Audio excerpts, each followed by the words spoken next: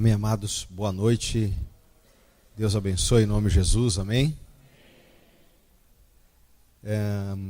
Você pode abrir a sua Bíblia em Romanos, capítulo 12. Romanos, capítulo 12, versículo 1. Nós vamos começar nessa noite, meditar nesse versículo, depois alguns versículos mais desse capítulo. A palavra diz assim: rogo-vos, pois, irmãos, pela compaixão de Deus, que apresenteis o vosso corpo em sacrifício vivo, santo e agradável a Deus, que é o vosso culto racional. E não vos conformeis com este mundo, mas transformai-vos pela renovação do vosso entendimento, para que experimenteis qual seja a boa, agradável e perfeita vontade de Deus. Amém.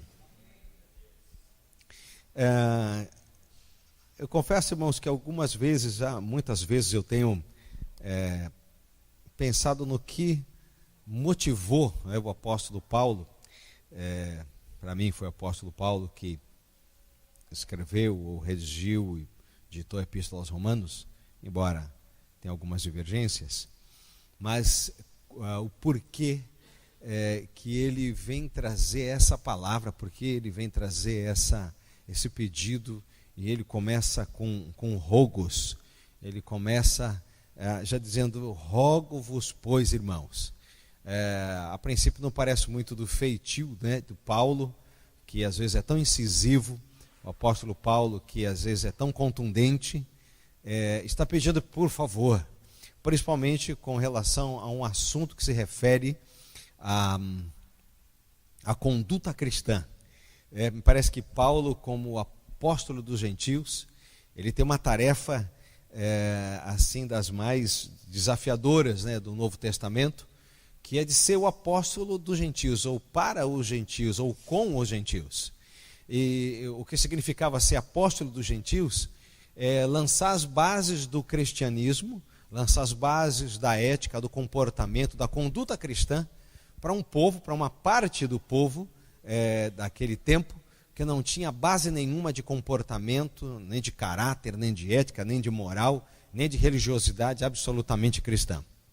Era um pessoal totalmente diferenciado, por exemplo, dos israelitas ou dos judeus, que tinham sido criados, educados dentro de uma cultura e de um ensino onde os valores e os princípios, ao menos do Antigo Testamento, a nível de comportamento, de caráter, de integridade, deviam ser mantidos, de família e por aí afora. O apóstolo Paulo é indicado e é colocado por Deus, ele é chamado por Deus para ser o apóstolo dos gentios.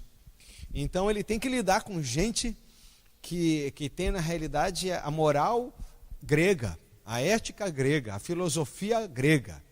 Para você ter ideia, na cidade de Éfeso, esse ano, o Senhor permitindo, devo até o final do ano lançar um livro meu mais chamado Metanoia, que é mudança de mente, fala sobre a igreja da cidade de Éfeso, onde uma cidade de 300 mil pessoas, na época do apóstolo Paulo, uma cidade grega, um porto grego, dos mais assim importantes da época. Ele passa 3 anos ali, e ele precisa estar ali por 3 anos ensinando, doutrinando, discipulando a igreja, discipulando aquele pessoal, porque ali naquela cidade, para você ter ideia, era o templo da Diana dos Efésios, onde o sumo sacerdote daquela seita, daquele movimento, uma religião que cultuava a partir de prostituição, prostituição fazia parte do ritual religioso, espiritual daquele povo, e o sumo sacerdote daquela religião, ele ganhava a posição do sumo sacerdote em um combate até a morte, matando aquele que era o sumo sacerdote da situação, do momento. Então, quando surgia uma oposição ao sumo sacerdote daquela seita, acontecia uma briga de morte, até que um matasse o outro e se firmasse como posição de liderança e de governo espiritual daquele povo. Então você faz ideia quando você de repente tinha que pregar para esse povo, e alguém falava que Jesus Cristo era o sumo sacerdote que intercede por nós. Qual era a referência que aquele povo daquela cidade tinha do que era um sacerdote? Quando alguém dizia assim, de repente, vamos até o templo, qual a ideia que o pessoal tinha do que era um templo? Um lugar de prostituição, um lugar de todo tipo de imoralidade possível e taxado de expressão de espiritualidade. Agora esse homem é mandado para esta cidade, levado pelo Espírito Santo a esta cidade, e ali ele tem que ensinar que não é assim, ensinar que é diferente, que está tudo errado. Quando você chega em um lugar e já diz que está tudo errado, você já ganhou pelo menos 50% de inimigos daquele grupo que está ali. E o restante dos outros 50% estão pensando se vão ser teus inimigos também. Se você conseguir fazer ouvir por mais uns 10 minutos, talvez você sobreviva. Não, é complicado. Essa era a grande verdade e o grande desafio do apóstolo Paulo. Então o apóstolo Paulo vem trabalhando, lidando com o povo, vivendo uma situação muito difícil. E eu me imagino se hoje nós não estamos começando a viver também, a caminhar para uma mesma ética, a mesma moralidade do mundo grego, ao invés de estarmos caminhando para uma cultura cada vez mais cristã. Se nós temos comemorar numericamente a quantidade de evangélicos no Brasil, mas por outro lado, vergonhosamente, nós não vemos essa quantidade, esses milhões de evangélicos influenciando, mexendo seriamente na conduta, na integridade da nação Brasil, vamos falar assim, da nação, nossa casa, nosso bairro, o prédio onde nós moramos, a rua onde nós estamos, a cidade onde Deus nos colocou, realmente alterando essa maneira de viver, essa forma de caminhar. Eu acho que nós precisamos orar mais, jejuar mais e ter uma vida de integridade, de caminhada com Deus, que realmente venha a impactar essa cidade e a sociedade que nós vivemos. Amém ou não? Porque não basta ser somente números, mas precisa ter influência, precisa realmente ter uma conduta que possa realmente ser sal da terra e ser luz do mundo. Em nenhum outro momento da história, talvez, nós vamos falar, nós temos mais acesso a tudo que diz respeito à teologia. O Google hoje é uma coisa maravilhosa do ponto de vista de informação. O que você pode ter de informação, baixar livros, todo tipo de material, você recebe e-mails, congressos, eventos, você pode assistir online tudo isso, você pode baixar para você mesmo. A grande maioria dos ministérios, missões, disponibilizam todo o seu conteúdo num site, você pode baixar e ter de graça para você. Glória a Deus, aleluia, uma coisa muito boa. Mas me parece que tudo isso, se for colocar proporcionalmente, não está surtindo muito efeito. Não está gerando muito efeito. E eu creio que o apóstolo Paulo, então, ele oscilava entre sentar o cajado e voar pedaço de lasca de cajado mesmo, porque ele viu o que estava acontecendo. Em outros momentos ele entendia de uma forma um pouco mais paternal, de uma forma um pouco mais pastoral, ao invés da vara usar o cajado para atrair, para trazer de volta. E me parece que Romanos, no capítulo 12, ele está num momento muito, muito pastoral, mas preocupado profundamente. E ele diz: rogo-vos, pois, irmãos, pela compaixão de Deus. Parece que ele está exagerando, Está sendo muito meloso.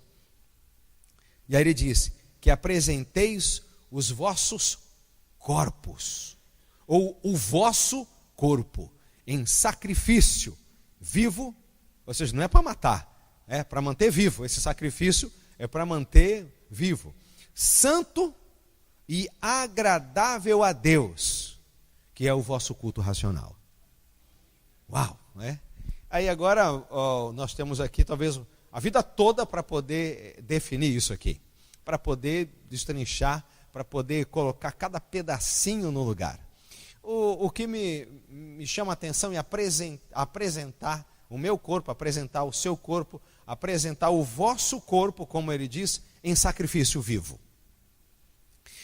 Quando eu refletia sobre isso, e por que o apóstolo Paulo não diz o seu espírito, Porque no espírito é fácil.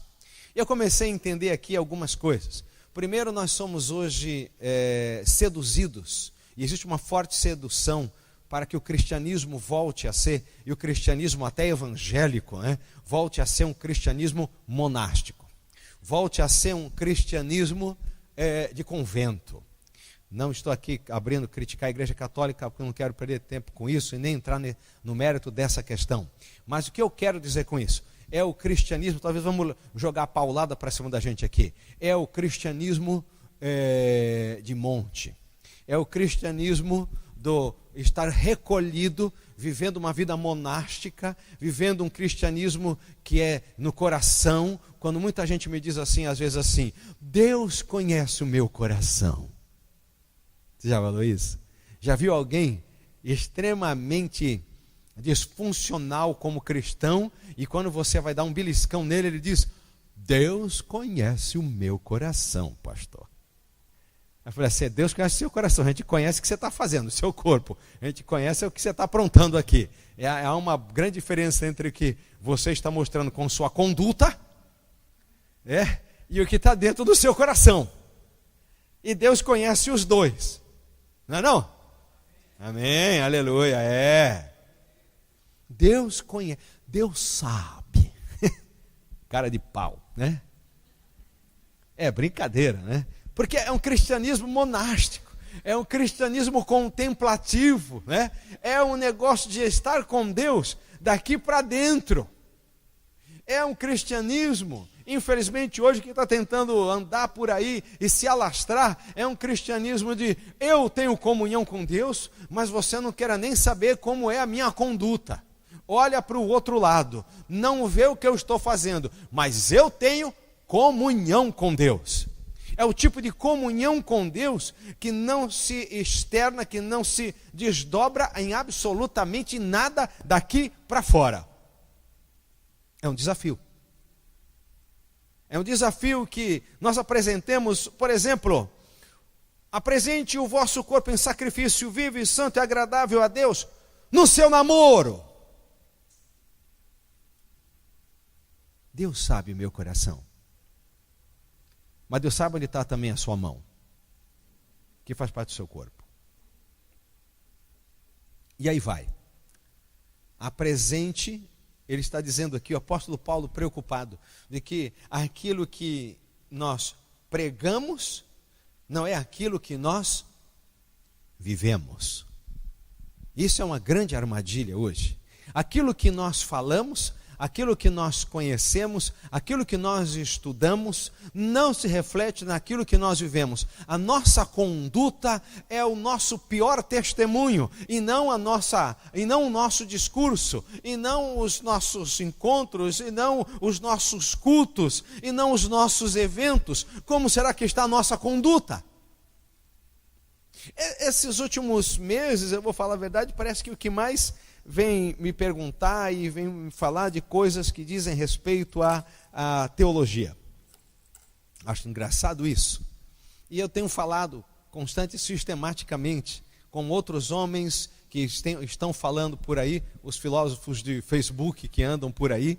Irmãos, eu fui chamado para o púlpito, eu fui chamado para ser pastor, para tomar conta de igreja, para tomar conta de ovelhas, e é isso aí. E eu vou dizer uma coisa para você, o Facebook, vou dar logo uma paulada para quebrar mesmo tudo, acabou se tornando hoje uma desinteligência geral, onde gente que não tem púlpito porque não tem rebanho, resolve então dar suas pataquadas lá. Outros que não têm a menor ideia do que estão fazendo, usam o Facebook para meter o pau no outro crente que está aprontando, e eles então resolvem expor toda a cristandade via Facebook, para que todos os outros ímpios e todos os outros descrentes vejam aquilo e também possam tocar fogo e descer o pau. Eu fico pensando que eu acho que vamos precisar fazer uma campanha de libertação dessas doidices de redes sociais.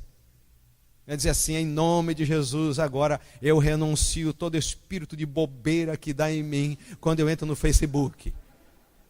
Renuncio todos os demônios que me levam a falar mal de crente, a falar maledicência no Facebook, em outros Face da vida, e no seu Orkut, e no seu sei lá o quê. Porque é muito tonto, é muito tonto isso. Ah, pastor, você está falando porque você está aí do púlpito. Se eu estivesse saído do púlpito, graças a Deus que você não está. Aleluia. Louvado seja o nome do Senhor. Meu pastor, você está pegando pesado. Pego sim. Sabe por quê? Porque eu sou o seu pastor. Pelo menos eu acho que eu sou, não sei. Se eu não sou o seu pastor, arrume um para você. Arrume um para você. Precisa ter um pastor. Porque o pastor ele tem vara e tem cajado, né? A vara é para corrigir e o cajado é para consolar e para trazer e para poder dar um suporte. Essa é a grande verdade da palavra de Deus. E o pastor, do ponto de vista bíblico, que inclusive a gente se inclui aqui, pode também quebrar a perna da ovelha, no sentido simbólico, não literal, muito embora a gente tenha vontade de fazer isso, para poder trazer a ovelha para perto, para caminhar junto, até poder andar novamente pelo caminho certo. Acontecem coisas interessantes, né? Eu tomei conta de ovelha de 4 patas, né? Uma ovelha de bicho mesmo, de verdade, né? Não as ovelhas simbólicas, né? O pessoal, os irmãos aqui. Mas, e tem ovelha complicada, irmãos. Ou tem ovelha complicada. Eu vou contar, deixa eu tentar ligar essa bagaça aqui. Esse controle aqui não tem pilha, alguém tirou. Ô, glória. Meninos, se alguém puder, algum diácono aí que tem condições de ligar o ar-condicionado do jeito certo para funcionar direitinho, precisamos de ajuda aí. Esse aqui não funciona, Gissemir. Arruma aí um outro controle aí. Obrigado. E tem dificuldades muito grandes. Por exemplo, as ovelhas são um bicho complicadíssimo.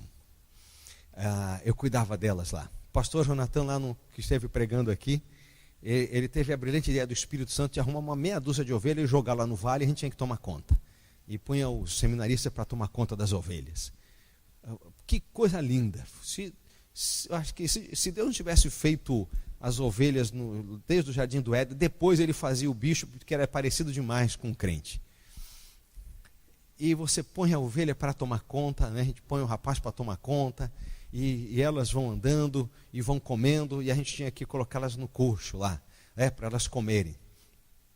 Então tem sempre uma que acha que se ela comer mais, ela vai ficar mais forte. E sabe o que ela faz? Ela sobe em cima do coxo e começa a andar e comer e pisar na cabeça das outras. E aí, nessa hora que eu gostava da vara, quando eu tinha uma vara, mas sai bicho atribulado, e dava nela. Ela saía, aí quando eu virava as costas, ela voltava e subia em cima do coxo de novo. Pisando por cima das outras, comendo. E assim, ovelha, o que uma ovelha pisou, a outra não come. E nem a que pisou come também, só para dar trabalho. E aí então tinha um Manuel, né? O Manuelzinho hoje é pastor, ele é pastor, hoje ele está no Japão, e ele manjava do bicho ali, então dizia, você tem que apiar ela, né? Que é uma linguagem do pessoal do norte que trabalha com bicho, né? E então, quando você vai apiar a vaca para ela, a vaca é mais fácil de lidar do que uma ovelha. Apesar de ser um bicho grande, dar um churrasco bom, mas é mais fácil. Você amarra as 2 patas dela assim, que nem está algemado assim. Então ela anda assim, né? E ela não consegue correr mais, né? Ela não consegue correr. Mas a ovelha consegue. Porque quando ela está algemada assim, ela faz assim, ela pula assim e vai para cima do coxo e continua comendo. Aí eu olhei e falei assim, mas eu apiei a ovelha, como você falou, e o bicho continua fazendo apronto. Falou, não é assim, rapaz, você tem que apiar a mão e um braço. Porque o bicho, você chama as patas da frente de mão, e as de trás você chama de perna, né? Então é a perna e o braço, a perna e o braço. É você amarrar um no outro, porque aí para pular assim é mais difícil. Então ela vai andando assim, né? E ela não conseguia mais subir. E uma semana a atribulada ficou amarrada daquele jeito, até que ela parou de subir em cima lá do coxo e comer e estragar a comida de todo mundo lá, né? Ovelha, nós somos ovelha, irmão. Se você não gosta, você vai ser o quê? Bode? Jesus disse que a gente é ovelha, não disse? Quem disse foi Jesus. Quem disse foi Jesus, irmãos. Se você não gostou, quando chega lá, se der certo de você chegar lá com essa rebelião no coração, você fala com ele, eu não gostei de ser ovelha. Mas ele diz que nós somos ovelha. E tem um jeito, tem um trato de lidar, de cuidar dos bichos, de cuidar da maneira correta. Acontece que o apóstolo Paulo está vendo um problema aqui. Rogo-vos, pois, irmãos, pela compaixão de Deus, que apresenteis o vosso corpo em sacrifício vivo, santo e agradável a Deus, que é o vosso culto racional. É ruim, né? Complicado o negócio. Sabe por quê? Eu vejo que hoje o grande desafio, a grande chamada, é sair do cristianismo e do evangelho contemplativo para o prático, para começar a viver o evangelho. Só vivendo um processo de contemplação, só vivendo um processo de adoração. Nós tivemos um momento de adoração lindo, maravilhoso aqui. Mas você não pode viver isso 24 horas por dia. Você tem que viver amanhã. Amanhã você vai trabalhar. E sacrifício é uma coisa também que não está mais muito em moda. Hoje as pessoas não se sacrificam por nada nem por ninguém. Por que você acha que um casamento acaba tão rápido hoje? Porque ninguém está afim de se sacrificar por ninguém. Ele olha para ela e pensa assim, não vale a pena. Ela olha para ele e pensa assim, não vale a pena. Vale a pena sim, ô! Mais alto aí. Na marra. Você comeu a carne, agora vai roer o osso. O que? Não vale a pena. Brincadeira. Que é isso? Que é isso? Que é casado há um tempinho e já se deu conta de que para estar junto tem que se sacrificar. Amém? É a grande verdade. É fácil você ver, né, o boizinho lá, o carrinho dele põe uma rodinha, põe não sei o que lá, põe uma anteninha em cima assim, pai, ele é solteiro, né? Aí ele casa. Aí o carro mal põe a gasolina. Porque agora entrou um monte de coisa. E ele casou e o carro dele continua sendo a namorada dele. Complica. Aí alguém vai dizer, cara, você tem que se sacrificar. Você não pode mais jogar bola 4 vezes por semana. É uma só. Não tem um amém, tá vendo? Nem de homem, nem de mulher. Eu gostava de usar o tênis, aquele tênis, não sei o que lá, não sei o que lá. Eu gostava de usar o tênis All Star, o meu tênis. Agora nem é mais All Star agora, né? Casou. Você vai ter que sacrificar. Nasceu as crianças, você vai parar de tomar Danone. Quem vai tomar é eles. Altera tudo.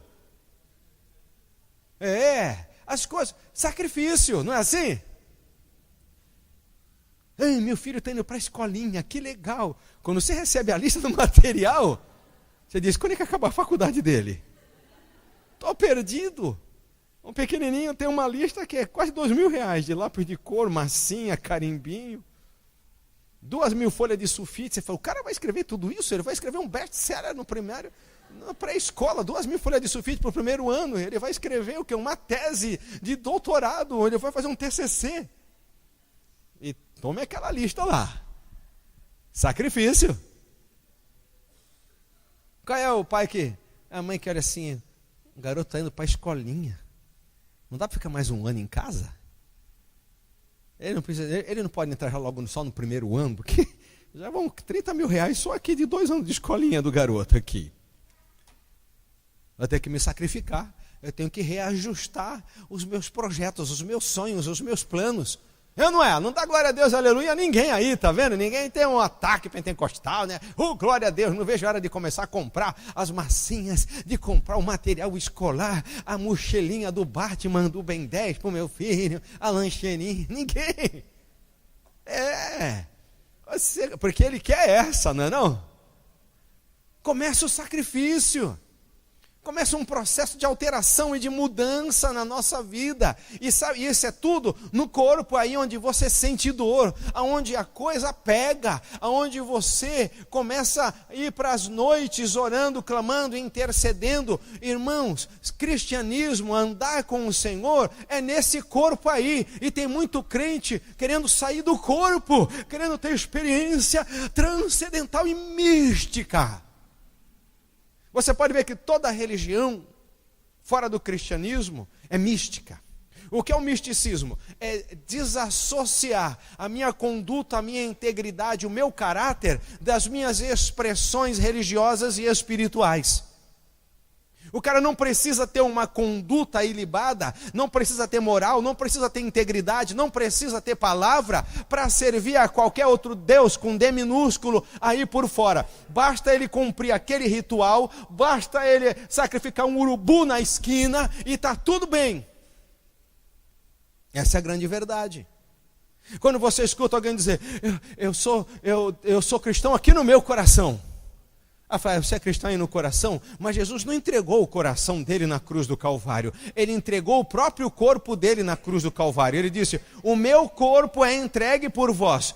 Quem comer da minha carne, esse está realmente participando. O que ele diz? O meu corpo é a verdadeira comida e o meu sangue é a verdadeira bebida. Quem de mim se alimenta viverá por mim. Tem um momento que ele diz, vós ainda não resististes até o sangue, não forçou o corpo, a estrutura que você tem como um todo.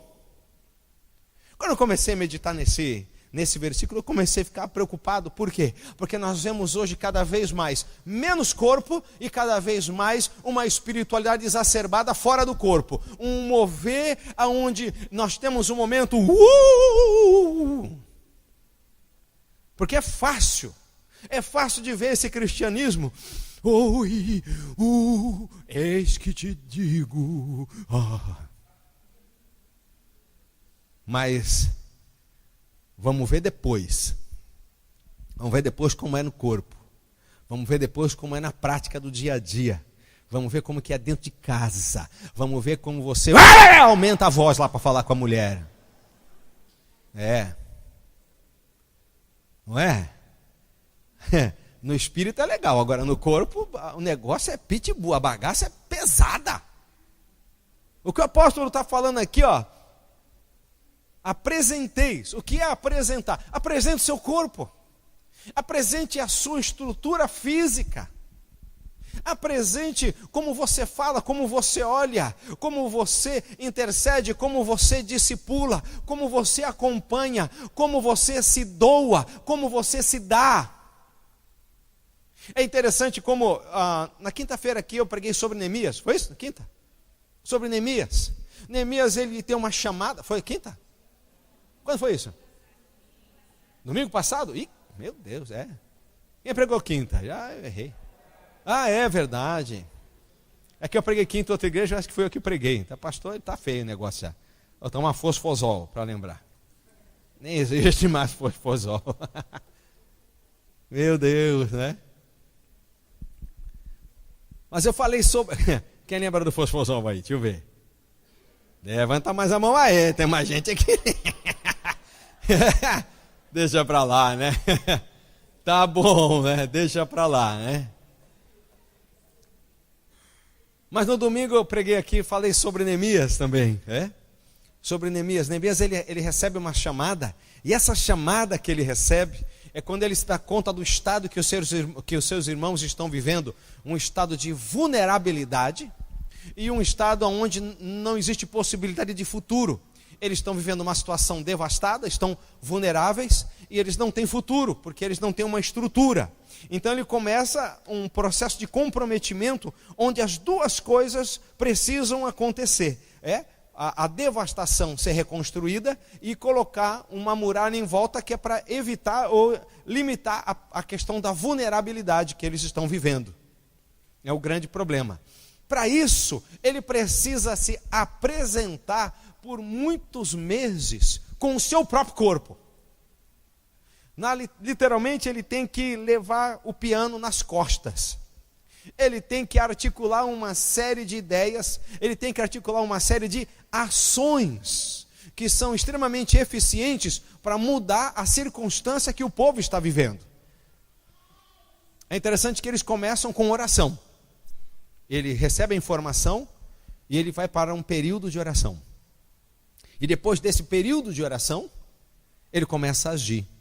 Ele começa a apresentar o corpo dele como sacrifício vivo. Porque, fala aí, irmãos, tem horas que parece que morrer é mais fácil do que viver, né? Tem gente que diante de toda a crise diz, Chega, não aguento mais. Outro diz assim, eu queria assumir. Quando o cara diz assim, eu queria assumir, está precisando de ajuda sério, rápido. Porque nas entrelinhas está dizendo que é melhor não viver do que viver a situação que se apresenta diante dele. Peça perdão a Deus por esse que é o princípio do suicídio. Queria assumir. Você vai sumir para onde? Vai virar fumaça? Quer sumir? Vai para a casa da mãe? Vai para a casa da avó? Vai para onde? Isso é sumir? Eu queria assumir agora. Ou seja, queria anular tudo. Queria... Se a teologia, gênio é um gênio. Sumiu. Virou pó. Virou fumaça.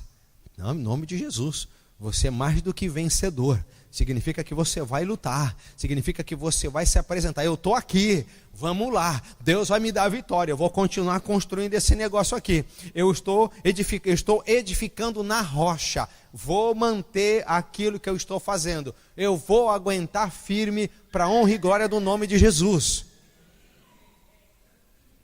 Um dos valentes de Davi se tornou valente de Davi por quê? Porque defendeu o seu campo de lentilha. Ele se apresentou para o inimigo. Todo mundo correu e disse, eu não vou correr. O pessoal então deve ter questionado, não vale a pena. Ele diz, mas eu vou ficar. Mas ninguém disse que é para ficar. Mas também, aí ele responde, mas também ninguém disse que era para voltar para trás. Eu vou ficar aqui, vou enfrentar. E ele defendeu aquilo que Deus deu para ele. Às vezes, o que a palavra de Deus diz, irmãos? Quem é fiel no pouco vai ser colocado sobre o muito. Quem não é fiel no pouco não vai ser colocado sobre o muito. Deus colocou você aí? Segura.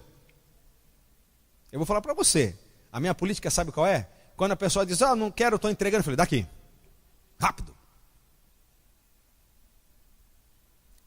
Pastor, mas você nem pondera? Dificilmente. Cuidado. Cuidado com o que Deus está colocando na sua mão. Não despreze o que Deus está colocando na sua mão. Não despreze. Tenha cuidado com o que Deus colocou na sua mão. Sabe por quê? É responsabilidade sua. É o seu dom, é o seu ministério. Seja íntegro e mantenha o que Deus colocou na sua mão. Não terceiriza para cima de outro. Não joga para cima de outro. É seu. Se foi Deus que deu para você, você tem certeza disso? Então segura. Aguenta firme, meu irmão. Segura a bronca. Cuidado. Mas isso tem base bíblica? Quer que eu mostre? Tem Saul. Samuel diz, você fica aqui e espera 7 dias que eu venho. Aí ele é agoniado, não consegue esperar. Antes do tempo ele mete os pés pelas mãos. Aí Deus diz assim para Samuel, vai lá e diz para Saul, arrumei um melhor do que você para colocar nesse lugar aí. Misericórdia, já pensou? A bênção quando melhor que o outro é você. Mas quando você escuta, é ruim, hein? Irmão, talvez você não está vendo resultado nenhum. Mas você está no período da entre-safra. Você plantou e você vai colher. Porque tudo que você plantou, você vai colher, irmão. Aguenta, segura a onda aí. Tenha calma. Agora o problema é se você não está plantando nada. Ou pior, plantando coisa ruim. Plantando sementes ruins. Sabe o que você faz? Se arrepende, peça perdão e começa a partir de hoje a plantar a semente correta, porque você vai colher o fruto, porque a palavra de Deus diz isso é um princípio da palavra de Deus. O apóstolo Paulo diz, rogo-vos, pois irmãos, pela compaixão de Deus, que apresenteis o vosso corpo em sacrifício vivo. Muita gente apresenta o seu corpo em sacrifício vivo. Muitos revolucionários, muitos homens e mulheres vultos da história apresentaram o seu corpo em sacrifício. Mas esse sacrifício, esse desdobramento, essa entrega é qualificada pelo Senhor. Apresente como um sacrifício vivo, santo, separado exclusivamente para Deus. Segui a paz com todos e a santificação, sem a qual ninguém verá a Deus. Essa nossa entrega tem que ser regada pela santidade que é aprovada por Deus. Outra coisa que ele qualifica aqui, santo e agradável a Deus. Será que o que nós estamos fazendo agrada a Deus? Será que a nossa postura, a nossa conduta agrada a Deus? Como eu posso saber o que agrada a Deus? Você pega aqui, ó, e lê essa palavra, você vai encontrar o que agrada a Deus aqui nessa palavra. E você vai saber o que agrada a Deus. Como você vai agradar a Deus? Pergunta para Deus se do jeito que você está vivendo, o jeito que você está falando, o jeito que você está olhando, como você está agindo, se agrada a Deus. Ele vai responder para você. Porque Deus não fala só comigo, não fala só com Davi, não fala só com esse ou aquele. Pergunta para Deus, Ele vai falar para você: Senhor, isso te agrada? Isso é agradável a Deus? Será que é agradável a Deus? A paz do Senhor é o árbitro, é o juiz em nossos corações. A palavra do Senhor estabelece assim. E aí ele continua dizendo: porque esse é o vosso culto racional, com entendimento, com compreensão. Aí o 2: e não vos conformeis com este mundo, mas transformai-vos pela renovação do vosso entendimento, para que experimenteis qual seja a boa, agradável e perfeita vontade de Deus. Como eu estava falando de Neemias, a boa, agradável e perfeita vontade de Deus foi um projeto que bagunçou e alterou completamente a agenda e a vida de Neemias. O Neemias, que de repente vivia no palácio como copeiro do rei, eu imagino que os melhores bifes, as melhores bebidas, o melhor das frutas, estava tudo ali à sua disposição. Quando ele ia dormir, ele tinha uma cama muito boa, ele tinha um espaço reservado para ele muito próximo do poder, muito próximo do grande. Ele vivia, parece que uma comunhão muito estreita, muito próxima, mas de repente a vontade de Deus coloca ele dormindo no chão, lá em Jerusalém, sem muro, terra devastada, aonde para ele se preservar, ele precisava dormir com sua armadura. Ele precisava dormir com suas armas. Ele precisava ter alguém do lado desperto, em vigília, para que ele pudesse dormir e revezava com o outro. Aí alguém olhava assim e podia dizer: a vida desse rapaz parece que piorou, hein? Porque nem tudo é o que parece. Quem olhava, quem estivesse de fora, quem estivesse de fora e olhando a trajetória dele. Por isso que eu falo para você, a opinião pública é só opinião pública. A voz do povo não é a voz de Deus. A voz de Deus é a voz de Deus. O povo de fora, de longe, olhando, olha só o Neemias. Neemias vivia lá no palácio, fazia a cutícula toda semana, que mexia no vinho do rei, cortava o bife lá para o rei, servia pudim de leite condensado para o rei. Estava lá, talvez aquele aventalzinho branco, Masterchef, né? Aí fazia aquela banana em calda que toca fogo assim, né? E aí servia para o rei, cheio de... O prato de comida do homem parecia uma pintura da Renascença, né? De repente, depois de alguns meses, alguém passa. Aquele lá não, Neemias? Sentado na obra, naquele cantinho, em cima do saco de cimento, comendo num marmitex. Eu acho que ele foi rebaixado, hein? Eu acho que ele foi rebaixado. Queimou o bife. O porco da feijoada era corintiano, não era palmeirense. Alguma coisa fizeram errada lá. Rebaixa. Nada. Ele estava no lugar certo, onde Deus colocou ele do jeito certo, da maneira certa. Ele estava vivendo a boa, agradável e perfeita vontade de Deus. Mas ele apresentou. Eu estou falando isso, irmão, sabe por quê? Porque hoje tem pouquíssimas pessoas se apresentando no corpo. Tem muito cristão de espírito presente e corpo ausente. Ele quer viver um cristianismo só no espírito. Normalmente o crente quer andar, estou no espírito, irmão. Está vendo? Tem irmão ali dando maior trato ali, tem acontecendo. E você? Eu estou no espírito. Mas você precisa você precisa estar um pouco no corpo também. Vai ajudar a sua esposa a levar o lixo lá fora. Ajudar a mão lavada da louça também. Pelo amor de Deus, meu. Arruma aquela torneira, 6 anos pingando. Estou no espírito. Labalaias. A criança tocando fogo na casa. Está lá. Aleluia. E o negócio é viver no espírito. Isso é leve, mas poderia ter muitas outras coisas que nós podemos falar. E pior que isso, quando nós estamos falando que vivemos no espírito, nós estamos sendo totalmente inóculos como cristãos no tempo presente. Irmãos, nós vamos chegar agora no nosso batismo em dezembro. Quem está discipulando uma vida aqui?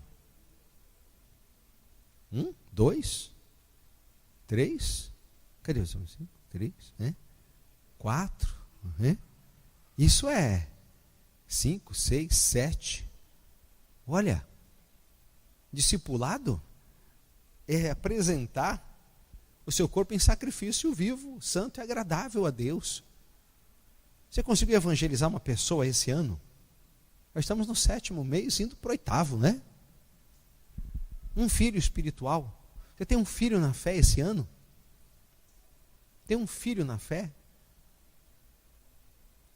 Foi pai espiritual esse ano? Precisa. Um desafio. É um desafio para o corpo de Cristo, para a igreja, porque senão nós nos vamos tornar extremamente técnicos e completamente nulos na prática. Porque falar é só técnica, falar é só teoria, mas na prática não acontece nada. Nós precisamos começar a ter mais corpo e ter menos espírito. Parece que começar a fazer o caminho inverso agora. Temos tanto espírito e temos tão pouco corpo. Agora temos que começar a fazer o caminho contrário. Ser bastante mais corpo do que espírito, porque está faltando corpo.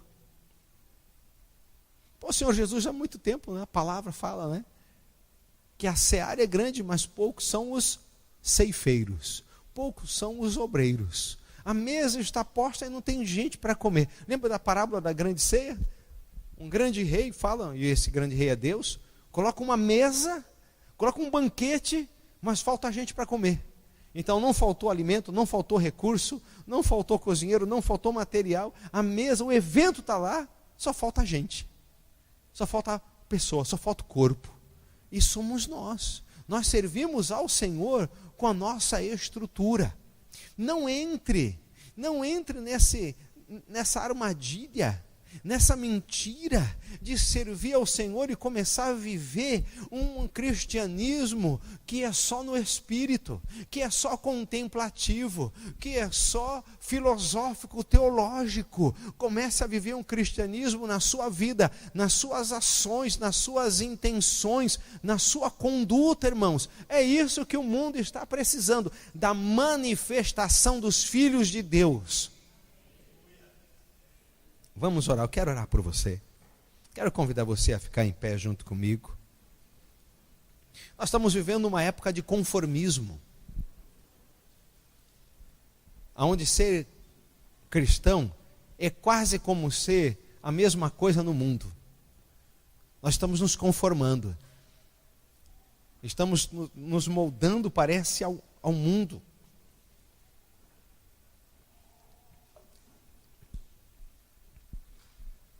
É muito fácil, é muito comum alguém falar: na minha vida mando eu. Quando eu estou fazendo oração, eu sou de Deus. Quando eu estou lendo a Bíblia, quando eu estou louvando, eu sou de Deus. Mas acabou esse momento, já era. Aí é outro papo. Apresente o seu corpo em sacrifício vivo, santo e agradável a Deus.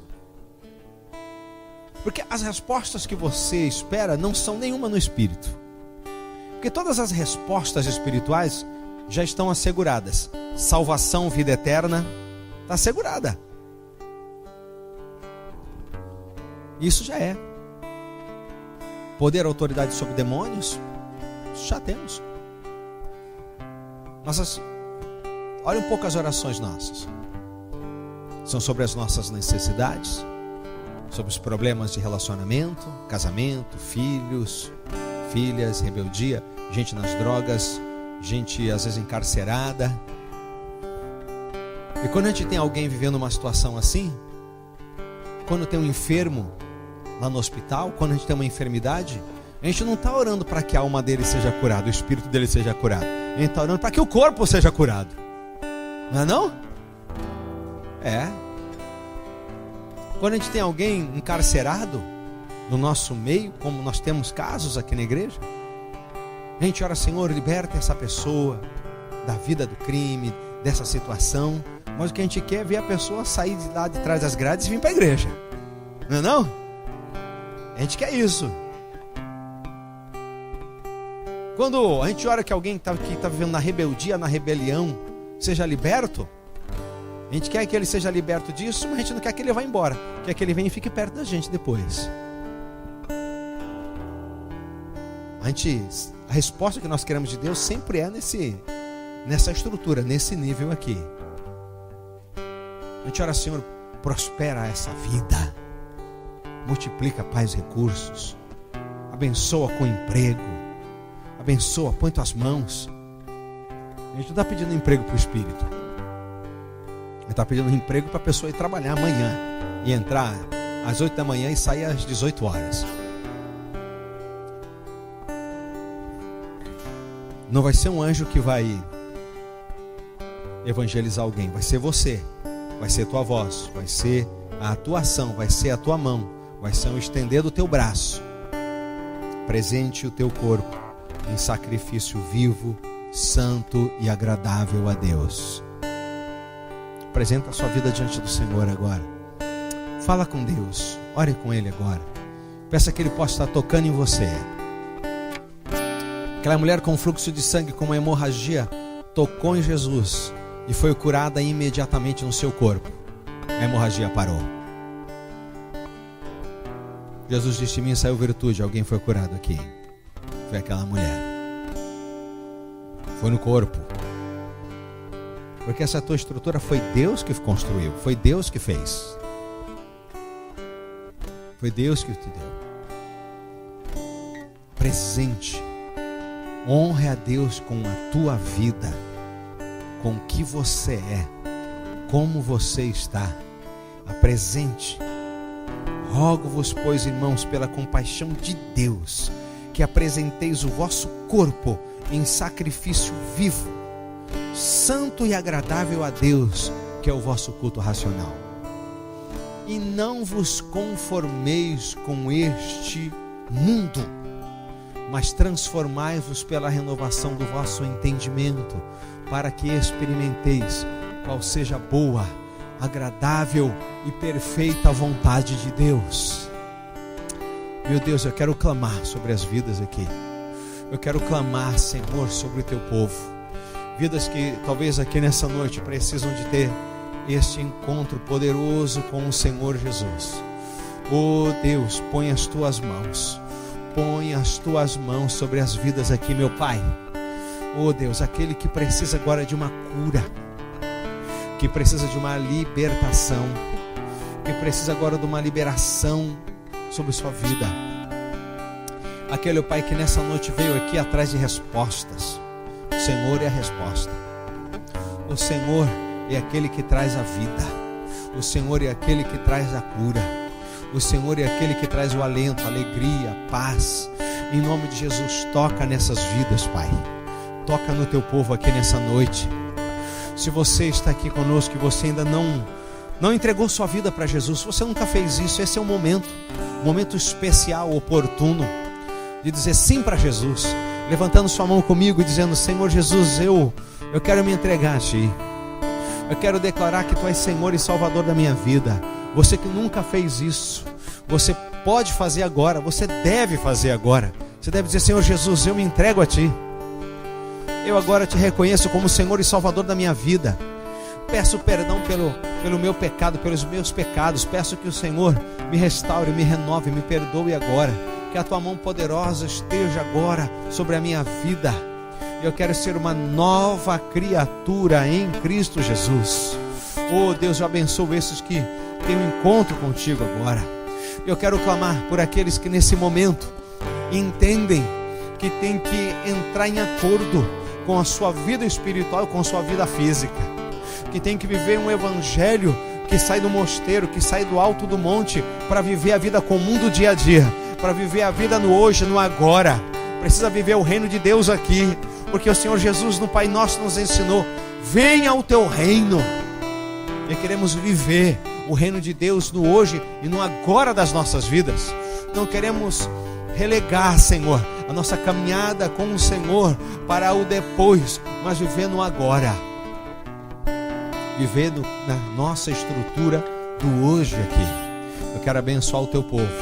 Cura, restaura, renova, abençoa, em nome de Jesus. Amém, Pai. Aleluia. Louvado seja o nome do Senhor. Amém. Receba a tua bênção. Receba. Deus te abençoe. Deus te abençoe. Deus te abençoe. Amém, Jesus. Glória a Deus. Amém. Pode sentar, meu irmão. Que Deus te abençoe.